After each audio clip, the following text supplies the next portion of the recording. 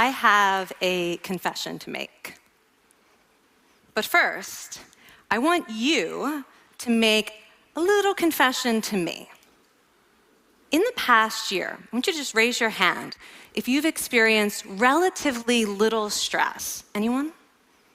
How about a moderate amount of stress? Who's experienced a lot of stress? Yeah, me too. But that is not my confession. My confession is this: I am a health psychologist, and my mission is to help people be happier and healthier. But I fear that something I've been teaching for the last 10 years is doing more harm than good, and it has to do with stress. For years, I've been telling people stress makes you sick. It increases the risk of everything from the common cold to cardiovascular disease. Basically, I've turned stress into the enemy. But I've changed my mind about stress, and today, I want to change yours. Let me start with the study that made me rethink my whole approach to stress. This study tracked 30,000 adults in the United States for 8 years, and they started by asking people, how much stress have you experienced in the last year? They also asked, do you believe that stress is harmful for your health? And then they used public death records to find out who died. Okay. Some bad news first. People who experienced a lot of stress in the previous year had a 43% increased risk of dying. But that was only true for the people who also believed that stress is harmful for your health. People who experienced a lot of stress but did not view stress as harmful were no more likely to die. In fact, they had the lowest risk of dying of anyone in the study, including people who had relatively little stress. Now, the researchers estimated that over the 8 years they were tracking deaths, 182,000 Americans died prematurely, not from stress, but from the belief that stress is bad for you. That is over 20,000 deaths a year. Now, if that estimate is correct, that would make believing stress is bad for you the 15th largest cause of death in the United States last year, killing more people than skin cancer, HIV, AIDS, and homicide. You can see why this study freaked me out. Here I've been spending so much energy telling people stress is bad for your health.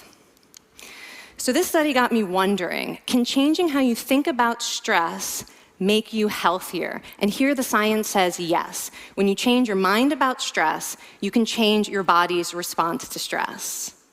Now, to explain how this works, I want you all to pretend that you are participants in a study designed to stress you out. It's called the social stress test. You come into the laboratory, and you're told you have to give a 5-minute impromptu speech on your personal weaknesses to a panel of expert evaluators sitting right in front of you.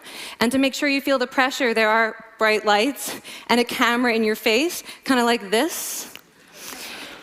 And the evaluators have been trained to give you discouraging nonverbal feedback, like this.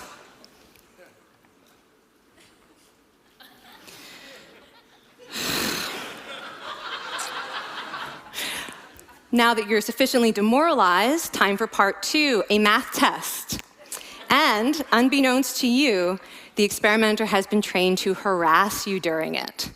Now, we're gonna all do this together. It's gonna be fun, for me. Okay. I want you all to count backwards from 996 in increments of 7. You're gonna do this out loud as fast as you can, starting with 996. Go. Go faster. Faster, please. You're going too slow. Stop, stop, stop, stop. That guy made a mistake. We're gonna have to start all over again. You're not very good at this, are you? Okay, so you get the idea. Now, if you were actually in this study, you'd probably be a little stressed out. Your heart might be pounding, you might be breathing faster, maybe breaking out into a sweat. And normally, we interpret these physical changes as anxiety or signs that we aren't coping very well with the pressure. But what if you viewed them instead as signs that your body was energized, was preparing you to meet this challenge? Now, that is exactly what participants were told in a study conducted at Harvard University. Before they went through the social stress test, they were taught to rethink their stress response as helpful. That pounding heart is preparing you for action. If you're breathing faster, it's no problem. It's getting more oxygen to your brain. And participants who learned to view the stress response as helpful for their performance, well, they were less stressed out, less anxious, more confident. But the most fascinating finding to me was how their physical stress response changed. Now, in a typical stress response, your heart rate goes up and your blood vessels constrict like this. And this is one of the reasons that chronic stress is sometimes associated with cardiovascular disease. It's not really healthy to be in this state all the time. But in the study, when participants viewed their stress response as helpful, their blood vessels stayed relaxed like this. Their heart was still pounding, but this is a much healthier cardiovascular profile. It actually looks a lot like what happens in moments of joy and courage. Over a lifetime of stressful experiences, this one biological change could be the difference between a stress-induced heart attack at age 50 and living well into your 90s. And this is really what the new science of stress reveals, that how you think about stress matters. So my goal as a health psychologist has changed. I no longer want to get rid of your stress. I want to make you better at stress. And we just did a little intervention. If you raised your hand and said you'd had a lot of stress in the last year, we could have saved your life. Because hopefully the next time your heart is pounding from stress, you're going to remember this talk, and you're going to think to yourself, this is my body helping me rise to this challenge. And when you view stress in that way, your body believes you, and your stress response becomes healthier.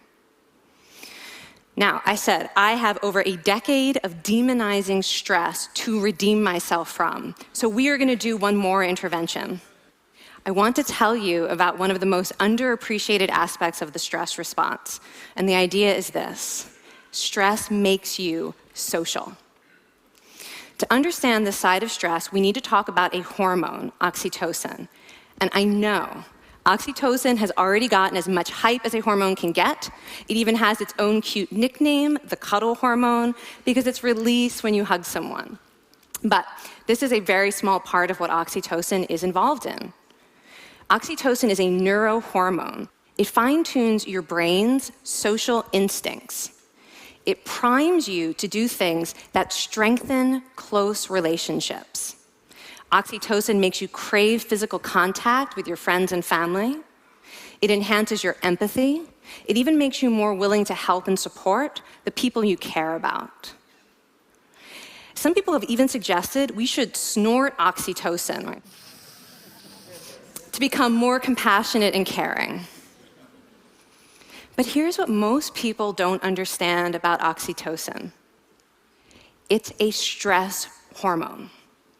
Your pituitary gland pumps this stuff out as part of the stress response. It's as much a part of your stress response as the adrenaline that makes your heart pound. And when oxytocin is released in the stress response, it is motivating you to seek support. Your biological stress response is nudging you to tell someone how you feel instead of bottling it up. Your stress response wants to make sure you notice when someone else in your life is struggling so that you can support each other. When life is difficult, your stress response wants you to be surrounded by people who care about you. Okay, so how is knowing this side of stress going to make you healthier? Well, oxytocin doesn't only act on your brain, it also acts on your body. And one of its main roles in your body is to protect your cardiovascular system from the effects of stress. It's a natural anti-inflammatory. It also helps your blood vessels stay relaxed during stress. But my favorite effect on the body is actually on the heart. Your heart has receptors for this hormone. And oxytocin helps heart cells regenerate and heal from any stress-induced damage. This stress hormone strengthens your heart. And the cool thing is that all of these physical benefits of oxytocin are enhanced by social contact and social support. So when you reach out to others under stress, either to seek support or to help someone else, you release more of this hormone, your stress response becomes healthier, and you actually recover faster from stress.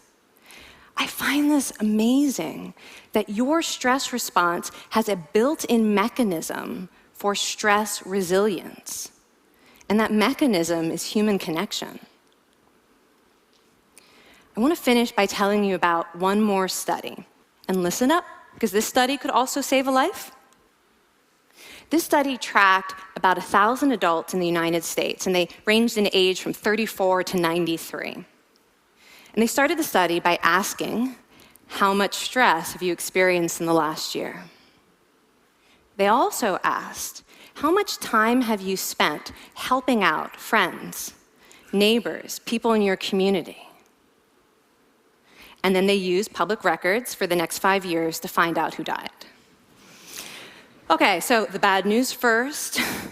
For every major stressful life experience, like financial difficulties or family crisis, that increased the risk of dying by 30%. But, and I hope you are expecting a but by now, but that wasn't true for everyone. People who spent time caring for others showed absolutely no stress-related increase in dying, 0. Caring created resilience.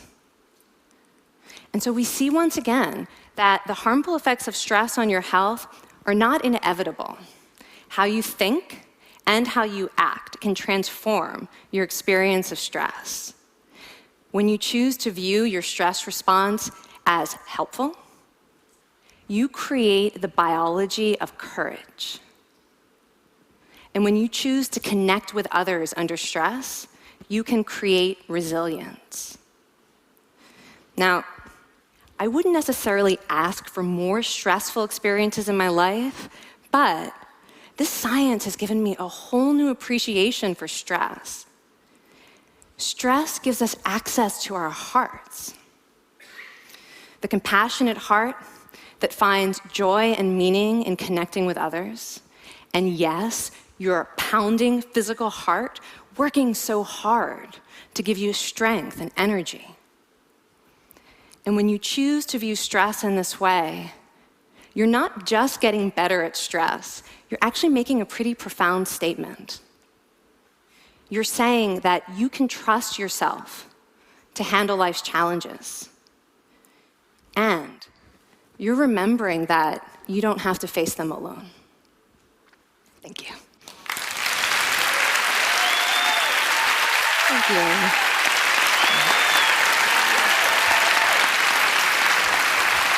I mean, this is kind of amazing what you're telling us. It seems amazing to me that a belief about stress can make so much difference to someone's life expectancy. How would that extend to advice? Like if someone's making a lifestyle choice between, say, a stressful job and a non-stressful job, does it matter that which way they go, that it's equally wise to go for the stressful job so long as you believe that you can handle it in some sense? Yeah, and one thing we know for certain is that chasing meaning is better for your health than trying to avoid discomfort. And so I would say that's really the best way to make decisions, is go after what it is that creates meaning in your life and then trust yourself to handle the stress that follows. Thank you so much, Kelly. Thank you. It's really cool.